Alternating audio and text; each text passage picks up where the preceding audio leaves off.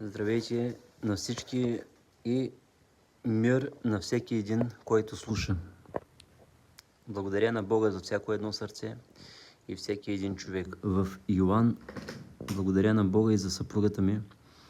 Бог да благослови и жените, които са търпеливи, които обичат Господа с цялото си сърце. Тя чети от Библията преди малко и аз исках помогна ми това да чуя едни чудесни слова. Исках да направя едно видео.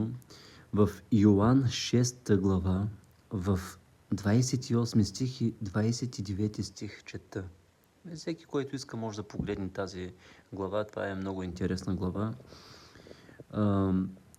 Затова те му казаха: какво да направим, за да вършим Божиите дела?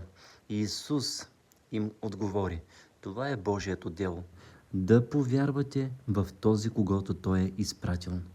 И после по-надолу четем в 30 стих. Тогава му казаха, че ти какво знамение правиш, за да видим и да ти повярваме? Какво вършиш? И 31 стих. Бащите ни са яли манната в пустинята, както е писано, хляб от небето им даде да ядат.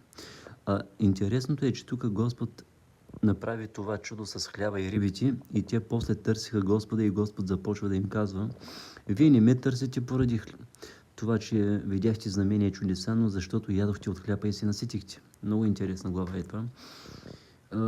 Но аз чета само няколко пасажа. Тук исках да споделя нещо. Ние се оправдаваме от дела чрез вяра ли как? Защото напоследък много неща работят в нас като, но според Божието Слово ние се оправдаваме чрез вяра, а не чрез дела.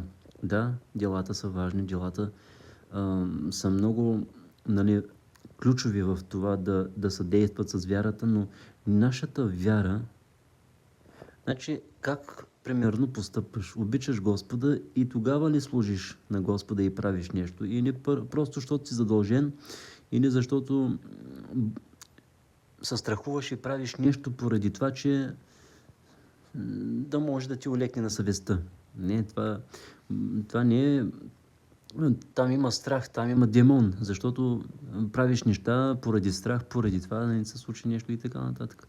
Божият Слово ни казва, че ние не се оправдаваме чрез нашите дела, но ето това е Божият дело.